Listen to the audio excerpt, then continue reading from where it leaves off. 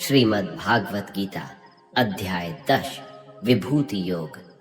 भगवान के ऐश्वर्य का वर्णन। श्री भगवान ने कहा, हे महाबाहु अर्जुन, तू मेरे परम प्रभावशाली वचनों को फिर से सुन, क्योंकि मैं तुझे अत्यंत प्रिय मानता हूँ, इसलिए तेरे हित के लिए कहता हूँ।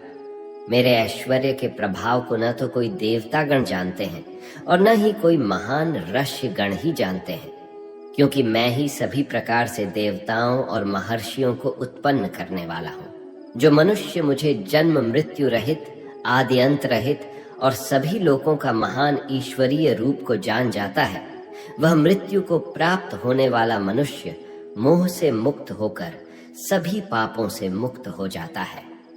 हे अर्जुन, संशय को मिटाने वाली बुद्धि, मोह से मुक्ति दिलाने वाला ज्ञान, क्षमा का भाव, सत्य का आचरण, इंद्रियों का नियंत्रण, मन की स्थिरता, सुख दुख की अनुभूति, जन्म मृत्यु का कारण, भय अभय की चिंता, अहिंसा का भाव, समानता का भाव, संतुष्ट होने का स्वभाव, तपस्या की शक्ति, दानशीलता का भाव और यश अपयश की प्राप्ति में जो भी कारण होते हैं, ये सभी मनुष्यों के अनेकों प्रकार के भाव मुझसे ही उत्पन्न होते हैं। सातों महान ऋषि और उनसे भी पहले उत्पन्न होने वाले चारों सनकादि कुमारों तथा स्वयंभू मनु आदि, ये सभी मेरे मन की इच्छा शक्ति से उत्पन्न हुए हैं। संसार के सभी लोकों के समस्त जीव इन्हीं की ही संतानें हैं।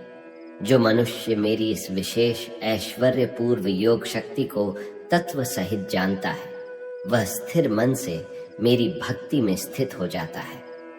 इसमें किसी भी प्रकार का संदेह नहीं है। मैं ही संपूर्ण जगत की उत्पत्ति का कारण हूँ और मुझसे ही संपूर्ण जगत की क्रियाशीलता है। इस प्रकार मानकर विद्वान मनुष्य अत्यंत भक्ति भाव से मेरा ही निरंतर स्मरण करते हैं। जिन मनुष्यों के चित्त मुझ में स्थिर रहते हैं और जिन्होंने अपना जीवन मुझको ही समर्पित कर दिया है, वह भक्तजन आपस में एक दूसरे को मेरा अनुभव कराते हैं। वह भक्त मेरा ही गुणगान करते हुए निरंतर संतुष्ट रहकर मुझ में ही आनंद की प्राप्ति करते हैं। जो सदैव अपने मन को मुझ में स्थित रखते हैं और प्रेम पूर्वक निरंतर मेरा स्मरण करते हैं, उन भक्तों को मैं वह बुद्धि प्रदान करता हूँ जिससे वह मुझको ही प्राप्त होते हैं। हे अर्जुन, उन भक्तों पर विशेष कृपा करने के लिए उनके हृदय में स्थित आत्मा के द्वारा उनके अज्ञान रूपी अंधकार को ज्ञान रूपी दीपक के प्रकाश से दूर करता हूँ। अर्जुन ने कहा, हे कृष्ण, आप परमेश्वर हैं, आप परब्रह्म हैं, आप परम आश्रयदाता हैं, आप परम शुद्ध चेतना हैं, आप शाश्वत पुरुष हैं, आप दिव्य हैं, आप अजन्मा हैं, आप समस्त देवताओं के भी आदिदेव और आप ही सर्वत्र व्याप्त हैं। हे कृष्ण, जो अब आप स्वयं मुझे बता रहे हैं, ये तो सभी ऋषिगण आसित, देवल और व्यास तथा देवर्षि नारद भी कहते हैं। हे केशव, जो यह सब कुछ आप मुझे बता रहे हैं, उसे मैं पूर्ण सत्य रूप से स्वीकार करता हूँ। हे प्रभु, आपके स्वरूप को न तो देवतागण और न ही असरगंज जान सकते हैं। हे पुरुषोत्तम, हे संपूर्ण ब्रह्मांड के स्वामी, हे समस्त देवताओं के देव, हे समस्त प्राणियों को उत्पन्न करने वाले, हे सभी प्राणियों के ईश्वर, एकमात्र आप ही अपने आप को जानते हैं, या फिर वही जान पाता है जिसकी अंतरात्मा में प्रकट होकर आप अपना ज्ञान कराते हैं।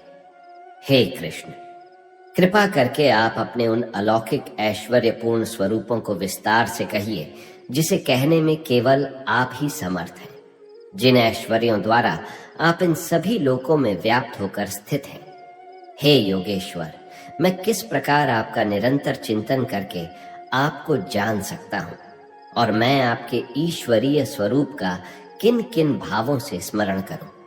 हे जनार्दन, अपनी योग शक्ति और अपने ऐश्वर्य पूर्व रूपों को फिर भी विस्तार से कहिए, क्योंकि आपके अमृत स्वरूप वचनों को सुनते हुए भी मेरी तृप्ति नहीं हो रही है। श्री भगवान ने कहा, हे कुरुश्रेष्ठ, अब मैं तेरे लिए अपने मुख्य अलौकिक ऐश्वर्यपूर्ण रूपों को कहूंगा। क्योंकि मेरे विस्तार की तो कोई सीमा नहीं है।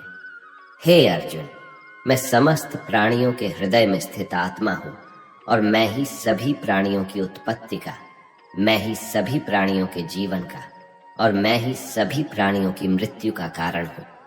मैं सभी आदित्यों में विष्णु हूं, मैं सभी ज्योतियों में प्रकाशमान सूर्य हूं, मैं सभी मरुतों में मरीचि नामक वायु हूं और मैं ही सभी नक्षत्रों में चंद्रमा हूं। मैं सभी वेदों में सामवेद हूं, मैं सभी देवताओं में स्वर्ग का राजा इंद्र हूं, सभी इंद्रियों में मन हूं और सभी प्राणियों में चेतना स्वरूप जीवन शक्ति हूं। मैं सभी रुद्रों में शिव हूं, मैं यक्षों तथा राक्षसों में धन का स्वामी कुबेर हूं, मैं सभी वसुओं में अग्नि हूं और मैं ही सभी शिखरों में मेरु हूं। हे पार्थ, सभी पुरोहितों में मुख्य बृहस्पति मुझे ही समझ। मैं सभी सेना नायकों में कार्तिकेय हूं और मैं ही सभी जलाशयों में समुद्र हूं। मैं महर्षियों में भैरूग हूं, मैं सभी वाणी में एक अक्षर हूं, मैं सभी प्रकार के यज्ञों में जप यज्ञ हूं और मैं ही सभी स्थिर रहने वालों में हिमालय पर्वत हूं। मैं सभी वृक्षों में पीपल हूं, मैं सभी देवर्षियों में नारद हूं और मैं सभी गंधर्वों में चित्ररथ हूं और मैं ही सभी सिद्ध पुरुषों में कपिल मुनि हूं। समस्त घोड़ों में समुद्र मंथन से अमृत के साथ उत्पन्न उच्च श्रवा घोड़ा मुझे ही समझ। मैं सभी हाथियों में ऐरावत हूं और मैं ही सभी मनुष्यों में राजा हूं। मैं सभी हथियारों में वज हूं, मैं सभी गायों में सुरभि हूं। मैं धर्मानुसार संतान उत्पत्ति का कारण रूप प्रेम का देवता कामदेव हूं और मैं ही सभी सर्पों में वासुकी हूं। मैं सभी नागों में शेषनाग हूं, मैं समस्त जलचरों में वरुण देव हूं, मैं सभी पितरों में एरमा हूं और मैं ही सभी नियमों को पालन करने वालों में यमराज हूं। मैं सभी असुरों में भक्त प्रहलाद हूं, मैं सभी गिनती करने वालों में समय हूं, मैं सभी पशुओं में सिंह हूं और मैं ही पक्षियों में गरुड़ हूं। मैं समस्त पवित्र करने वालों में वायु हूं, मैं सभी शस्त्र धारण करने वालों में राम हूं, मैं सभी मछलियों में मगर हूं और मैं ही समस्त नदियों में गंगा हूं। हे अर्जुन, मैं ही समस्त सृष्टियों का आदि, मध्य और अंत हूं। मैं सभी विद्याओं में ब्रह्म विद्या हूं और मैं ही सभी तर्क करने वालों में निर्णायक सत्य हूं। मैं सभी अक्षरों में ओमकार हूं, मैं ही सभी समासों में द्वंद्व हूं।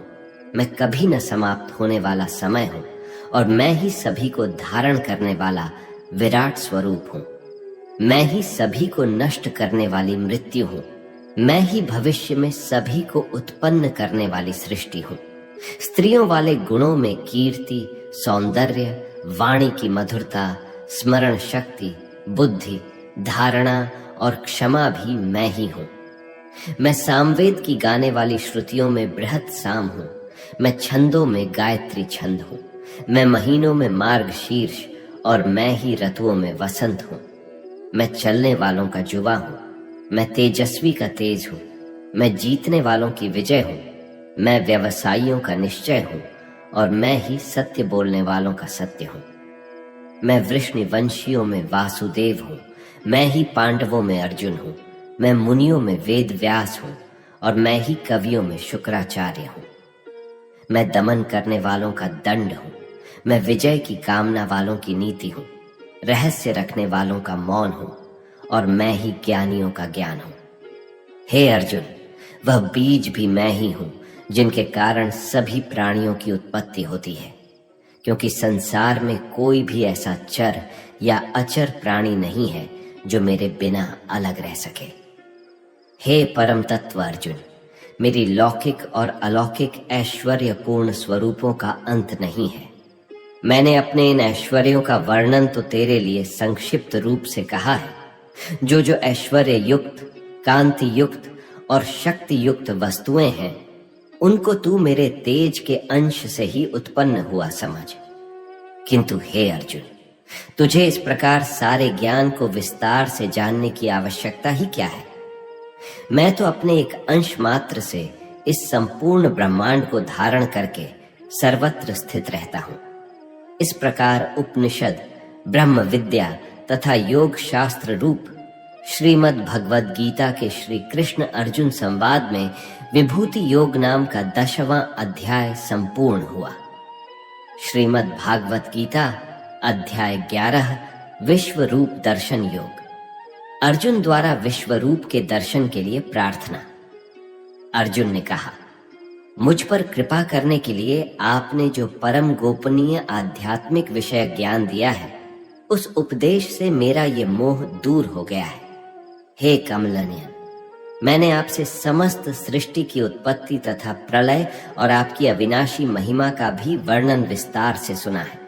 हे परमेश्वर, आपके द्वारा वर्णित जैसा आपका वास्तविक रूप है, मैं वैसा ही देख रहा हूं। किंतु हे पुरुषोत्तम, मैं आपके ऐश्वर्य युक्त रूप का प्रत्यक्ष दर्शन करना चाहता हूं। हे प्रभु, यदि आप उचित मानते हैं कि मैं आपके उस रूप को देखने में समर्थ हूं, तब हे योगेश्वर, आप कृपा करके मुझे अपने उस अविनाशी विश्व रूप में दर्शन दीजिए। श्री भगवान ने कहा, हे पार्थ, अब तू मेरे सैकड़ों हजारों अनेक प्रकार के अलौकिक रूपों को और अनेक प्रकार के रंगों वाली आकृतियों को भी देख। हे भरत श्रेष्ठ अर्जुन, तू मुझ में अदिति के 12 पुत्रों को, 8 वसुओं को, 11 रुद्रों को, दोनों अश्विनी कुमारों को, 49 मरुत गालव को और इसके पहले कभी किसी के द्वारा न देखे हुए उन अनेकों आश्चर्यजनक रूपों को भी देख। हे अर्जुन, तू मेरे इस शरीर में एक स्थान में चर अचर सृष्टि सहित संपूर्ण ब्रह्मांड को देख, और अन्य कुछ भी तू देखना चाहता है उन्हें भी देख। किंतु तू अपनी इन आंखों की दृष्टि से मेरे इस रूप को देखने में निश्चित रूप से समर्थ नहीं है। इसलिए मैं तुझे अलौकिक दृष्टि देता हूं, जिससे तू मेरी इस ईश्वरीय योग शक्ति को देख। संजय द्वारा धृतराष्ट्र के समक्ष विश्व रूप का वर्णन। संजय ने कहा, हे राजन, इस प्रकार कहकर परम शक्तिशाली योगी भगवान श्री कृष्ण ने अर्जुन को अपना परम ऐश्वर्य युक्त अलौकिक विश्वरूप दिखलाया। इस विश्वरूप में अनेकों मोह, अनेकों आंखें, अनेकों आश्चर्यजनक दिव्य आभूषणों से युक्त, अनेकों दिव्य शस्त्रों को उठाए हुए दिव्य मालाएं, वस्त्रों को धारण किए हुए दिव्य गंध का अनुलेपन किए हुए, सभी प्रकार के आश्चर्यपूर्ण प्रकाश से युक्त असीम और सभी दिशाओं में मुख किए हुए सर्वव्यापी परमेश्वर को अर्जुन ने देखा। यदि आकाश में 1000 सूर्य एक साथ उदय हो, तो उनसे उत्पन्न होने वाला वह प्रकाश भी उस सर्वव्यापी परमेश्वर के प्रकाश की शायद ही समानता कर सके। पांडुपुत्र अर्जुन ने उस समय अनेक प्रकार से अलग अलग संपूर्ण ब्रह्मांड के सभी देवताओं को भगवान श्री कृष्ण के उस शरीर में एक स्थान में स्थित देखा। तब आश्चर्यचकित हर्ष से रोमांचित हुए शरीर से अर्जुन ने भगवान को सिर झुकाकर प्रणाम करके और हाथ जोड़कर प्रार्थना करते हुए बोला। अर्जुन द्वारा विश्वरूप की स्तुति करना।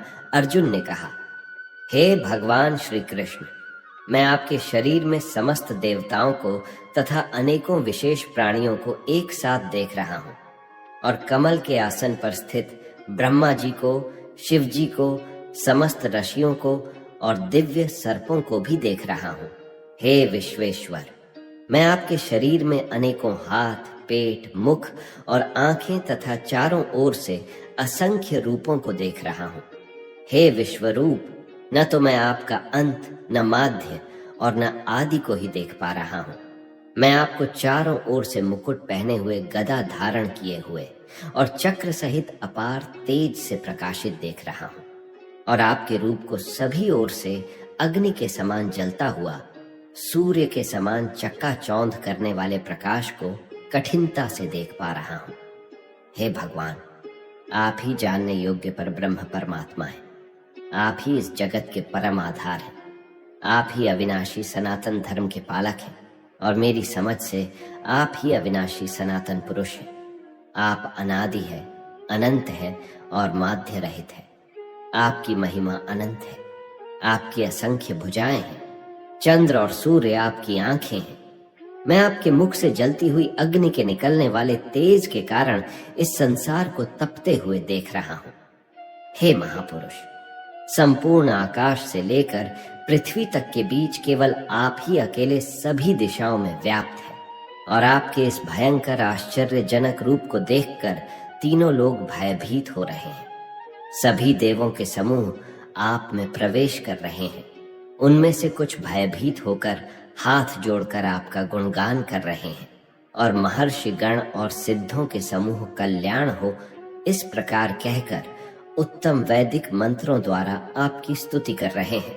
शिव के सभी रूप, सभी आदित्यगण, सभी वसु, सभी साध्य गण, संपूर्ण विश्व के देवता, दोनों अश्विनी कुमार तथा समस्त मरुत गण और पितरों का समूह, सभी गंधर्व, सभी यक्ष, समस्त राक्षस और सिद्धों के समूह, वह सभी आश्चर्यचकित होकर आपको देख रहे हैं। हे महाबाहु, आपके अनेकों मुख, आंखें, अनेकों हाथ, जंघा, पैरों, अनेकों पेट और अनेकों दांतों के कारण विराट रूप को देखकर सभी लोग व्याकुल हो रहे हैं, और उन्हीं की तरह मैं भी व्याकुल हो रहा हूं। हे वैष्णव, आकाश को स्पर्श करता हुआ अनेकों प्रकाशमान रंगों से युक्त मुख को फैलाए हुए और आपकी चमकती हुई बड़ी बड़ी आंखों को देखकर मेरा मन भयभीत हो रहा है। मैं न तो धैर्य धारण कर पा रहा हूं और न ही शांति को प्राप्त कर पा रहा हूं। इस प्रकार दांतों के कारण विकराल और प्रलयकारी अग्नि के समान आपके मुखों को देखकर मैं आपकी न तो कोई दिशा को जान पा रहा हूं और न ही सोख पा रहा हूं। इसलिए हे देवेश, हे जगह निवास, आप मुझ पर प्रसन्न हो। धृतराष्ट्र के सभी पुत्र अपने समस्त सहायक वीर राजाओं सहित तथा पितामह भीष्म, द्रोणाचार्य, सूत पुत्र कर्म और हमारे पक्ष के भी प्रधान योद्धा भी आपके भयानक दांतों वाले विकराल मुख में तेजी से प्रवेश कर रहे हैं, और उनमें से कुछ तो दांतों के दोनों शेरों के बीच में फंसकर चूर्ण होते हुए दिखाई दे रहे हैं। जिस प्रकार नदियों की अनेकों जलधाराएं बड़े वेग से समुद्र की ओर दौड़ती हुई प्रवेश करती हैं, उसी प्रकार सभी मनुष्य, लोक के वीर योद्धा भी आपके आग उगलते हुए मुखों में प्रवेश कर रहे हैं। जिस प्रकार पतंगे अपने विनाश के लिए जलती हुई अग्नि में बड़ी तेजी से प्रवेश करते हैं, उसी प्रकार ये सभी लोग भी अपने विनाश के लिए बहुत तेजी से आपके मुखों में प्रवेश कर रहे हैं।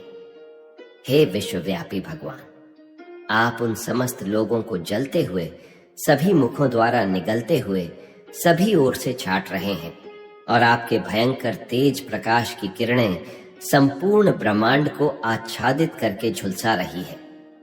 हे सभी देवताओं में श्रेष्ठ, कृपा करके आप मुझे बताएं कि आप इतने भयानक रूप वाले कौन हैं।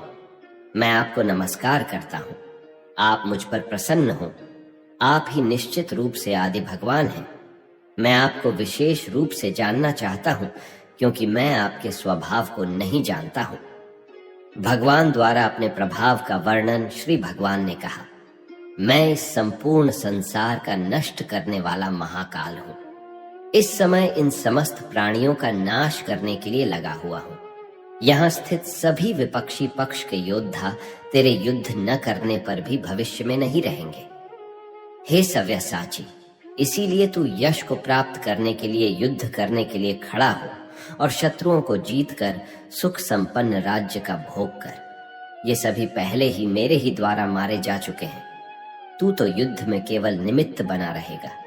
द्रोण, भीष्म, जयद्रथ, कर्ण और भी अन्य अनेक मेरे द्वारा मारे हुए इन महान योद्धाओं से तू बिना किसी भय से विचलित हुए यो युद्ध कर। इस युद्ध में तू ही निश्चित रूप से शत्रुओं को जीतेगा। संजय ने कहा। भगवान के इन वचनों को सुनकर अर्जुन ने हाथ जोड़कर बारंबार नमस्कार किया और फिर अत्यंत भय से कांपता हुआ प्रणाम करके अवरुद्ध स्वर से भगवान श्री कृष्ण से बोला। अर्जुन ने कहा, हे अंतर्यामी प्रभु, यह उचित ही है कि आपके नाम के कीर्तन से संपूर्ण संसार अत्यंत हर्षित होकर आपके प्रति अनुरक्त हो रहा है, तथा आसुरी स्वभाव के प्राणी आपके भय के कारण इधर उधर भाग रहे हैं और सभी सिद्ध पुरुष आपको नमस्कार कर रहे हैं। हे महात्मा, ये सभी श्रेष्ठ जन आपको नमस्कार क्यों न करें, क्योंकि आप ही ब्रह्मा को भी उत्पन्न करने वाले हैं। हे अनंत, हे देवाधिदेव, हे जगत के आश्रय, आप अविनाशी, समस्त कारणों के मूल कारण और आप ही परम तत्व हैं। आप आदिदेव सनातन पुरुष हैं। आप इस संसार के परम आश्रय हैं। आप जानने योग्य हैं तथा आप ही जानने वाले हैं। आप ही परम धाम हैं और आपके ही द्वारा यह संसार अनंत रूपों में व्याप्त है। आप वायु, यम, अग्नि, वरुण, चंद्रमा तथा सभी प्राणियों के पिता ब्रह्मा भी हैं और आप ही ब्रह्मा के पिता भी हैं। आपको बारंबार नमस्कार, आपको हजारों बार नमस्कार। हे असीम शक्तिमान, मैं आपको आगे से, पीछे से और सभी ओर से भी नमस्कार करता हूँ, क्योंकि आप ही सब कुछ है।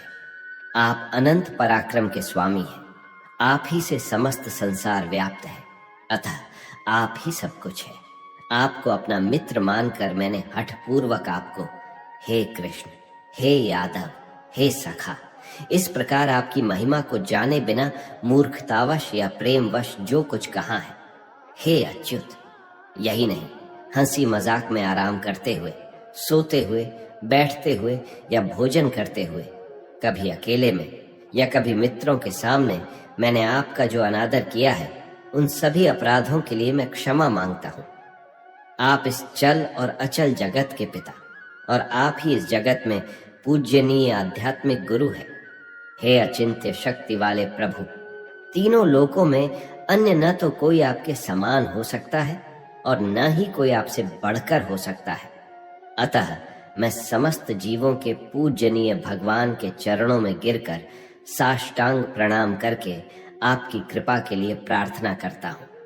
हे मेरे प्रभु, जिस प्रकार पिता अपने पुत्र के अपराधों को, मित्र अपने मित्र के अपराधों को और प्रेमी अपनी प्रिय के अपराधों को सहन कर लेता है, उसी प्रकार आप मेरे अपराधों को सहन करने की कृपा करें।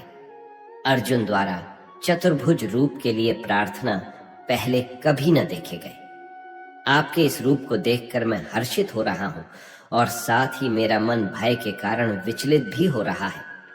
इसलिए हे देवताओं के स्वामी, हे जगत के आश्रय, आप मुझ पर प्रसन्न होकर अपने पुरुषोत्तम रूप को मुझे दिखलाइए। हे हजारों भुजाओं वाले विराट स्वरूप भगवान, मैं आपके मुकुट धारण किए हुए और हाथों में शंख, चक्र, गदा और पद्म लिए रूप का दर्शन करना चाहता हूँ। कृपा करके आप चतुर्भुज रूप में प्रकट हो। भगवान द्वारा विश्व रूप के दर्शन की महिमा और चतुर्भुज दर्शन श्री भगवान ने कहा, हे अर्जुन, मैंने प्रसन्न होकर अपनी अंतरंग शक्ति के प्रभाव से तुझे अपना दिव्य विश्वरूप दिखाया है।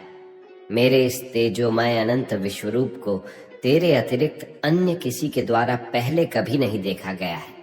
हे कुरु श्रेष्ठ, मेरे इस विश्वरूप को मनुष्य लोक में न तो यज्ञों के द्वारा, न वेदों के अध्ययन द्वारा, न दान के द्वारा, न पुण्य कर्मों के द्वारा और न कठिन तपस्या द्वारा ही देखा जाना संभव है।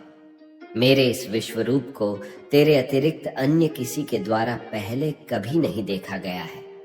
हे मेरे परम भक्त, तू मेरे इस विकराल रूप को देखकर न तो अधिक विचलित हो और न ही मोहग्रस्त हो। अब तू पुनः सभी चिंताओं से मुक्त होकर प्रसन्नचित से मेरे इस चतुर्भुज रूप को देख। संजय ने कहा। वासुदेव भगवान श्री कृष्ण ने अर्जुन से इस प्रकार कहने के बाद अपना वैष्णव स्वरूप चतुर्भुज रूप को प्रकट किया और फिर 2 भुजाओं वाले मनुष्य स्वरूप को प्रदर्शित करके भयभीत अर्जुन को धैर्य बंधाया। अर्जुन ने कहा, हे जनार्दन, आपके इस अत्यंत सुंदर मनुष्य रूप को देखकर अब मैं स्थिर चित्त हो गया हूं और अपनी स्वाभाविक स्थिति को प्राप्त हो गया हूं। श्री भगवान ने कहा, मेरा जो चतुर्भुज रूप तुमने देखा है उसे देख पाना अत्यंत दुर्लभ है। देवता भी इस शाश्वत रूप के दर्शन की आकांक्षा करते रहते हैं। मेरे इस चतुर्भुज रूप को जिसको तेरे द्वारा देखा गया है इस रूप को न वेदों के अध्ययन से, न तपस्या से, न दान से और न यज्ञ से ही देखा जाना संभव है।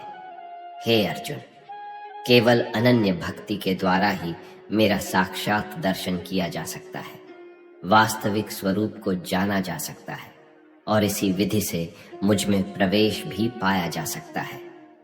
हे पांडुपुत्र, जो मनुष्य केवल मेरी शरण होकर मेरे ही लिए संपूर्ण कर्तव्य कर्मों को करता है, मेरी भक्ति में स्थित रहता है, सभी कामनाओं से मुक्त रहता है और समस्त प्राणियों से मैत्री भाव रखता है, वह मनुष्य निश्चित रूप से मुझे ही प्राप्त करता है। इस प्रकार उपनिषद, ब्रह्म विद्या तथा योग शास्त्र रूप श्रीमद् भागवत गीता के श्री कृष्ण अर्जुन संवाद में विश्वरूप दर्शन योग नाम का 11वां अध्याय संपूर्ण हुआ। श्रीमद् भागवत गीता अध्याय 12 भक्ति योग, साकार और निराकार रूप से भागवत प्राप्ति। अर्जुन ने पूछा, हे भगवान, जो विधि आपने बताई है उसी विधि के अनुसार अनन्य भक्ति से आपकी शरण होकर कुछ लोग आपके सगुण साकार रूप की निरंतर पूजा आराधना करते हैं। अन्य लोग जो आपकी शरण न होकर अपने भरोसे आपके निर्गुण निराकार रूप की पूजा आराधना करते हैं, इन दोनों प्रकार के योगियों में किसे अधिक पूर्व सिद्ध योगी माना जाए? श्री भगवान बोले, हे अर्जुन, जो मनुष्य मुझ में अपने मन को स्थिर करके निरंतर मेरे सगुण साकार रूप की पूजा में लगे रहते हैं और अत्यंत श्रद्धा पूर्वक मेरे दिव्य स्वरूप की आराधना करते हैं, वह मेरे द्वारा योगियों में अधिक पूर्ण सिद्ध योगी माने जाते हैं। लेकिन जो मनुष्य मन बुद्धि के चिंतन से परे परमात्मा के अविनाशी, सर्वव्यापी, अकल्पनीय, निराकार, अचल स्थित स्वरूप की उपासना करते हैं, वह मनुष्य भी अपनी सभी इंद्रियों को वश में करके सभी परिस्थितियों में समान भाव से और सभी प्राणियों के हित में लगे रहकर मुझे ही प्राप्त होते हैं। निराकार स्वरूप के प्रति आसक्त मन वाले मनुष्य को परमात्मा की प्राप्ति अत्यधिक कष्टपूर्ण होती है, क्योंकि जब तक शरीर द्वारा कर्तापन का भाव रहता है तब तक अव्यक्त परमात्मा की प्राप्ति दुखप्रद होती है। परंतु हे अर्जुन, जो मनुष्य अपने सभी कर्मों को मुझे अर्पित करके मेरी शरण होकर अनन्य भाव से भक्ति योग में स्थित होकर निरंतर मेरा चिंतन करते हुए मेरी आराधना करते हैं, मुझ में स्थिर मन वाले उन मनुष्यों का मैं जन्म मृत्यु रूपी संसार सागर से अति शीघ्र ही उद्धार कर देता हूँ। हे अर्जुन, तू अपने मन को मुझ में ही स्थिर कर और मुझ में ही अपनी बुद्धि को लगा। इस प्रकार तू निश्चित रूप से मुझ में ही सदैव निवास करेगा, इसमें किसी प्रकार का संदेह नहीं है। हे अर्जुन, यदि तू अपने मन को मुझ में स्थिर नहीं कर सकता है तो भक्ति योग के अभ्यास द्वारा मुझे प्राप्त करने की इच्छा उत्पन्न कर। यदि तू भक्ति योग का अभ्यास भी नहीं कर सकता है तो केवल मेरे लिए कर्म करने का प्रयत्न कर। इस प्रकार तू मेरे लिए कर्मों को करता हुआ मेरी प्राप्ति रूपी परम सिद्धि को ही प्राप्त करेगा। यदि तू मेरे लिए कर्म भी नहीं कर सकता है तो मुझ पर आश्रित होकर सभी कर्मों के फलों का त्याग करके समर्पण के साथ आत्मा स्थित महापुरुष की शरण ग्रहण कर उनकी प्रेरणा से कर्म अपने आप होने लगेगा। बिना समझे मन को स्थिर करने के अभ्यास से ज्ञान का अनुशीलन करना श्रेष्ठ है। ज्ञान से ध्यान श्रेष्ठ समझा जाता है और ध्यान से सभी कर्मों के फलों का त्याग श्रेष्ठ है, क्योंकि ऐसे त्याग से शीघ्र ही परम शांति की प्राप्ति होती है। भक्ति में स्थित मनुष्य के लक्षण: जो मनुष्य किसी से द्वेष नहीं करता है, सभी प्राणियों के प्रति मैत्री भाव रखता है, सभी जीवों के प्रति दया भाव रखने वाला होता है तथा ममता से मुक्त, मिथ्या अहंकार से मुक्त, सुख और दुख को समान समझने वाला और सभी के अपराधों को क्षमा करने वाला है। ऐसे लक्षण उन मनुष्यों के हैं जो मेरी भक्ति में स्थित है। जो मनुष्य निरंतर भक्ति भाव में स्थिर रहकर सदैव प्रसन्न रहता है, दृढ़ निश्चय के साथ मन सहित इंद्रियों को वश किए रहता है और मन एवं बुद्धि को मुझे अर्पित किए हुए रहता है, ऐसा भक्त मुझे प्रिय होता है। जो मनुष्य न तो किसी के मन को विचलित करता है और न ही अन्य किसी के द्वारा विचलित होता है, जो हर्ष संताप और भय चिंताओं से मुक्त है, ऐसा भक्त भी मुझे प्रिय होता है। जो मनुष्य किसी भी प्रकार की इच्छा नहीं करता है, जो शुद्ध मन से मेरी आराधना में स्थित है, जो सभी कष्टों के प्रति उदासीन रहता है और जो सभी कर्मों को मुझे अर्पण करता है, ऐसा भक्त मुझे प्रिय होता है। जो मनुष्य न तो कभी हर्षित होता है, न ही कभी शोक करता है, न ही कभी पछताता है और न ही कामना करता है, जो शुभ और अशुभ सभी कर्म फलों को मुझे अर्पित करता है, ऐसी भक्ति में स्थित भक्त मुझे प्रिय होता है। जो मनुष्य शत्रु और मित्र में मान तथा अपमान में समान भाव में स्थित रहता है, जो सर्दी और गर्मी में सुख तथा दुख आदि द्वंद्वों में भी समान भाव में स्थित रहता है और जो दूषित संगति से मुक्त रहता है, ऐसा भक्त मुझे प्रिय है। जो निंदा और स्तुति को सामान समझता है, जिसकी मन सहित सभी इंद्रियां शांत है, जो हर प्रकार की परिस्थिति में सदैव संतुष्ट रहता है और जिसे अपने निवास स्थान में कोई आसक्ति नहीं होती है, ऐसा स्थिर बुद्धि के साथ भक्ति में स्थित मनुष्य मुझे प्रिय होता है। परंतु जो मनुष्य इस धर्म रूपी अमृत का ठीक उसी प्रकार से पालन करते हैं जैसा मेरे द्वारा कहा गया है और जो पूर्ण श्रद्धा के साथ मेरी शरण ग्रहण किए रहते हैं, ऐसी भक्ति में स्थित भक्त मुझको अत्यधिक प्रिय होता है। इस प्रकार उपनिषद, ब्रह्म विद्या तथा योग शास्त्र रूप श्रीमद् भागवत गीता के श्री कृष्ण अर्जुन संवाद में भक्ति योग नाम का 12वां अध्याय संपूर्ण हुआ। श्रीमद् भागवत गीता अध्याय 13 क्षेत्र क्षेत्रज्ञ विभाग योग। अर्जुन ने पूछा, हे केशव, मैं आपसे प्रकृति एवं पुरुष क्षेत्र एवं क्षेत्रज्ञ और ज्ञान एवं ज्ञान के लक्ष्य के विषय में जानना चाहता हूं। श्री भगवान ने कहा, हे कुंती पुत्र, यह शरीर ही क्षेत्र कहलाता है, अर्थात कर्म क्षेत्र कहलाता है, और जो इस क्षेत्र को जानने वाला है वह क्षेत्रज्ञ अर्थात आत्मा कहलाता है। ऐसा तत्व रूप से जानने वाले महापुरुषों द्वारा कहा गया है, हे भरतवंशी, तू इन सभी शरीर रूपी क्षेत्रों का ज्ञाता निश्चित रूप से मुझे ही समझ। इस शरीर तथा इसके ज्ञाता को जान लेना ही ज्ञान कहलाता है, ऐसा मेरा विचार है। यह शरीर रूपी कर्म क्षेत्र जैसा भी है एवं जिन विकारों वाला है और जिस कारण से उत्पन्न होता है, तथा वह जो इस क्षेत्र को जानने वाला है और जिस प्रभाव वाला है, उसके बारे में संक्षिप्त रूप से मुझसे सुन। इस क्षेत्र और क्षेत्रज्ञ के बारे में ऋषियों द्वारा अनेक प्रकार से वैदिक ग्रंथों में वर्णन किया गया है एवं वेदों के मंत्रों द्वारा भी अलग अलग प्रकार से गाया गया है, और इसे विशेष रूप से वेदांत में नीतिपूर्ण वचनों द्वारा कार्य कारण सहित भी प्रस्तुत किया गया है। हे अर्जुन, यह क्षेत्र पंच महाभूत पृथ्वी, जल, अग्नि, वायु और आकाश से मिलकर बना है। अहंकार, बुद्धि, प्रकृति के अव्यक्त तीनों गुण सत, रज और तम गुण 10 इंद्रियां, कान, त्वचा, आंख, जीभ, नाक, हाथ, पैर, मुख, उपस्थ और गुदा, एक मन, 5 इंद्रियों के विषय शब्द, स्पर्श, रूप, रस और गंध, इच्छा, द्वेष, सुख, दुख, चेतना और धारणा वाला यह समूह ही विकारों वाला पिंड रूप शरीर है, जिसके बारे में संक्षेप में कहा गया है। ज्ञान का विषय अब भगवान बताएंगे कि ज्ञान क्या है, अर्थात ज्ञानी किसे कहते हैं।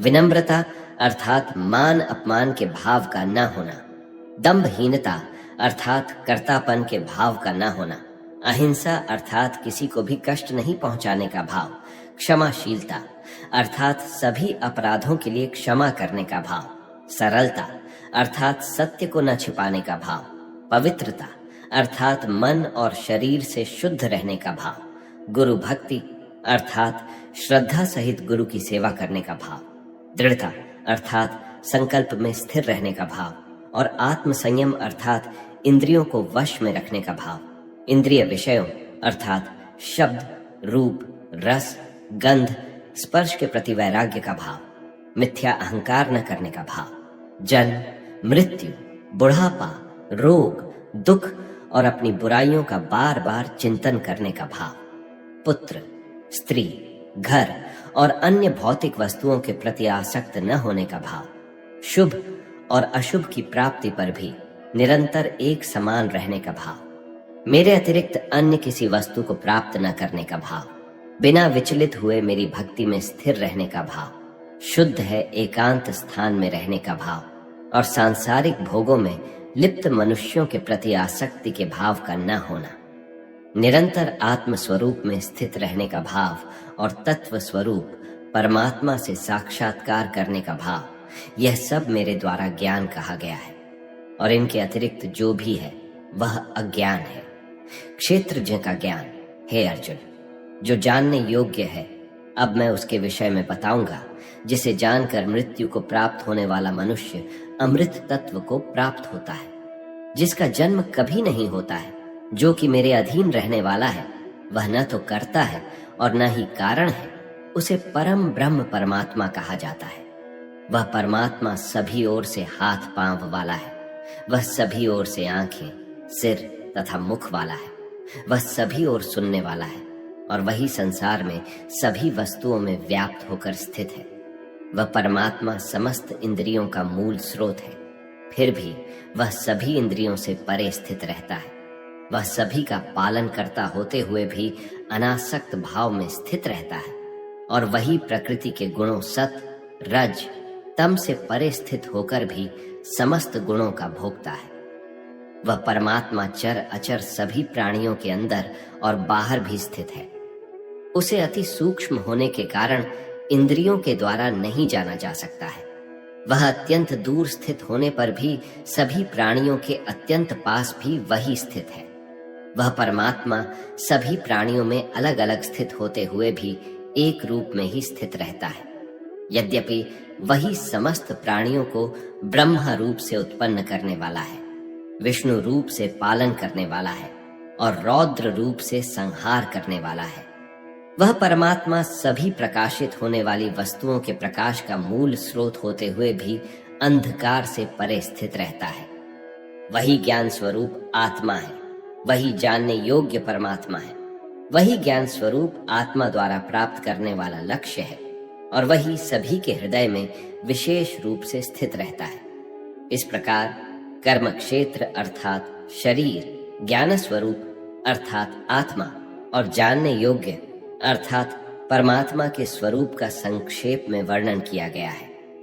मेरे भक्त ही यह सब जानकर मेरे स्वभाव को प्राप्त होते हैं। ज्ञान सहित प्रकृति पुरुष का विषय, हे अर्जुन, इस प्रकृति अर्थात भौतिक जड़ प्रकृति एवं पुरुष अर्थात परमात्मा, इन दोनों को ही तू निश्चित रूप से अनादि समझ और राग द्वेष आदि विकारों को प्रकृति के तीनों गुणों से उत्पन्न हुआ ही समझ, जिसके द्वारा कार्य उत्पन्न किए जाते हैं और जिसके द्वारा कार्य संपन्न किए जाते हैं, उसे ही भौतिक प्रकृति कहा जाता है और प्राणी सुख तथा दुख के भोग का कारण कहा जाता है। भौतिक प्रकृति में स्थित होने के कारण ही प्राणी प्रकृति के तीनों गुणों से उत्पन्न पदार्थों को भोगता है और प्रकृति के गुणों की संगति के कारण ही जीव उत्तम और अधम योनियों में जन्म को प्राप्त होता रहता है। सभी शरीरों का पालन पोषण करने वाला परमेश्वर ही भौतिक प्रकृति का भोक्ता साक्षी भाव में स्थित होकर अनुमति देने वाला है, जो कि इस शरीर में आत्मा के रूप में स्थित होकर परमात्मा कहलाता है। जो मनुष्य इस प्रकार जीव को प्रकृति के गुणों के साथ ही जानता है, वह वर्तमान में किसी भी परिस्थिति में स्थित होने पर भी सभी प्रकार से मुक्त रहता है और वह फिर से जन्म को प्राप्त नहीं होता है। कुछ मनुष्य ध्यान योग में स्थित होकर परमात्मा को अपने अंदर हृदय में देखते हैं। कुछ मनुष्य वैदिक कर्मकांड के अनुशीलन के द्वारा और अन्य मनुष्य निष्काम कर्म योग द्वारा परमात्मा को प्राप्त होते हैं। कुछ ऐसे भी मनुष्य हैं जो आध्यात्मिक ज्ञान को नहीं जानते हैं, परंतु वो अन्य महापुरुषों से परमात्मा के विषय में सुनकर उपासना करने लगते हैं। परमात्मा के विषय में सुनने की इच्छा करने के कारण वह मनुष्य भी मृत्यु रूपी संसार सागर को निश्चित रूप से पार कर जाते हैं। हे भरतवंशी अर्जुन, इस संसार में जो कुछ भी उत्पन्न होता है और जो भी चर अचर प्राणी अस्तित्व में है, उन सबको तो क्षेत्र अर्थात जड़ प्रकृति और क्षेत्रज्ञ अर्थात चेतन प्रकृति के सहयोग से ही उत्पन्न हुआ समझ। जो मनुष्य समस्त नाशवान शरीरों में अविनाशी आत्मा के साथ अविनाशी परमात्मा को समान भाव से स्थित देखता है, वही वास्तविक सत्य को यथार्थ रूप में देखता है। जो मनुष्य सभी चराचर प्राणियों में समान भाव से एक ही परमात्मा को समान रूप से स्थित देखता है, वह अपने मन के द्वारा अपने आप को कभी नष्ट नहीं करता है। इस प्रकार वह मेरे परम धाम को प्राप्त करता है। जो मनुष्य समस्त कार्यों को सभी प्रकार से प्रकृति के द्वारा ही संपन्न होते हुए देखता है और आत्मा को अकर्ता देखता है, वही यथार्थ रूप से देखता है। जब जो मनुष्य सभी प्राणियों के अलग अलग भावों में एक परमात्मा को ही स्थित देखता है और उस एक परमात्मा से ही समस्त प्राणियों का विस्तार देखता है, तब वह परमात्मा को ही प्राप्त होता है। हे कुंती पुत्र, यह अविनाशी आत्मा आदि रहित और प्रकृति के गुणों से परे होने के कारण शरीर में स्थित होते हुए भी न तो कुछ करता है और न ही कर्म उससे लिप्त होते हैं। जिस प्रकार सभी जगह व्याप्त आकाश अपनी सूक्ष्म प्रकृति के कारण किसी वस्तु से लिप्त नहीं होता, उसी प्रकार शरीर में सभी जगह स्थित आत्मा भी शरीरों के कार्यों से कभी लिप्त नहीं होता है। हे भरतवंशी अर्जुन, जिस प्रकार एक ही सूर्य इस संपूर्ण ब्रह्मांड को प्रकाशित करता है, उसी प्रकार शरीर में स्थित एक ही आत्मा संपूर्ण शरीर को अपनी चेतना से प्रकाशित करता है। जो मनुष्य इस प्रकार शरीर और शरीर के स्वामी के अंतर को अपने ज्ञान नेत्रों से देखता है, तो वह जीव प्रकृति से मुक्त होने की विधि को जानकर मेरे परम धाम को प्राप्त होता है। इस प्रकार उपनिषद, ब्रह्म विद्या तथा योग शास्त्र रूप श्रीमद् भागवत गीता के श्री कृष्ण अर्जुन संवाद में क्षेत्र क्षेत्रज्ञ विभाग योग नाम का 13वां अध्याय संपूर्ण हुआ। श्रीमद् भागवत गीता अध्याय 14 गुण त्रय विभाग योग, प्रकृति और पुरुष द्वारा जगत की उत्पत्ति।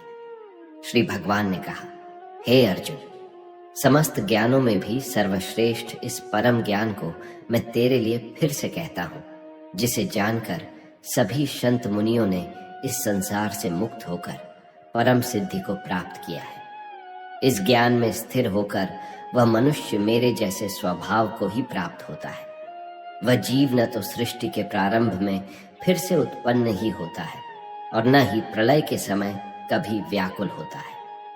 हे भरतवंशी, मेरी यह 8 तत्वों वाली जड़ प्रकृति जल, अग्नि, वायु, पृथ्वी, आकाश, मन, बुद्धि और अहंकार ही समस्त वस्तुओं को उत्पन्न करने वाली माता है और मैं ही ब्रह्म रूप में चेतन रूपी बीज को स्थापित करता हूं। इस जड़ चेतन के सहयोग से ही सभी चर अचर प्राणियों का जन्म संभव होता है। हे अर्जुन, नाना प्रकार की सभी योनियों में जितने भी शरीरधारी प्राणी उत्पन्न होते हैं, प्रकृति उन सब की गर्भ धारण करने वाली माता है और मैं बीज को स्थापन करने वाला पिता हूं। प्रकृति के गुणों की क्रियाशीलता, हे महाबाहु अर्जुन, सात्विक गुण, राजसिक गुण और तामसिक गुण, ये तीनों गुण भौतिक प्रकृति से ही उत्पन्न होते हैं। प्रकृति से उत्पन्न तीनों गुणों के कारण ही अविनाशी जीवात्मा शरीर में बंध जाती है। हे निष्पाप अर्जुन, सतोगुण अन्य गुणों की अपेक्षा अधिक शुद्ध होने के कारण पाप कर्मों से जीव को मुक्त करके आत्मा को प्रकाशित करने वाला होता है, जिससे जीव सुख और ज्ञान के अहंकार में बंध जाता है। हे कुंती पुत्र, रजोगुण को कामनाओं और लोभ के कारण उत्पन्न हुआ समझ, जिसके कारण शरीरधारी जीव सकाम कर्मों में बंध जाता है। हे भरतवंशी, तमोगुण को शरीर के प्रति मोह के कारण अज्ञान से उत्पन्न हुआ समझ, जिसके कारण जीव प्रमाद, आलस्य और निद्रा द्वारा बंध जाता है। हे अर्जुन, सतोगुण मनुष्य को सुख में बांधता है रजोगुण मनुष्य को सकाम कर्म में बांधता है और तमोगुण मनुष्य के ज्ञान को आच्छादित कर प्रमाद में बांधता है। हे भरतवंशी अर्जुन, रजोगुण और तमोगुण के घटने पर सतोगुण बढ़ता है, सतोगुण और रजोगुण के घटने पर तमोगुण बढ़ता है। इसी प्रकार तमोगुण और सतोगुण के घटने पर रजोगुण बढ़ता है।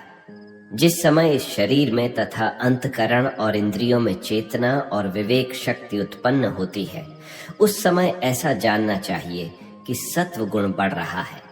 हे भरतवंशियों में श्रेष्ठ, रजोगुण की वृद्धि होने पर लोग फल की इच्छा से कार्यों को करने की प्रवृत्ति और मन की चंचलता के कारण विषय भोगों को भोगने की अनियंत्रित इच्छा बढ़ने लगती है।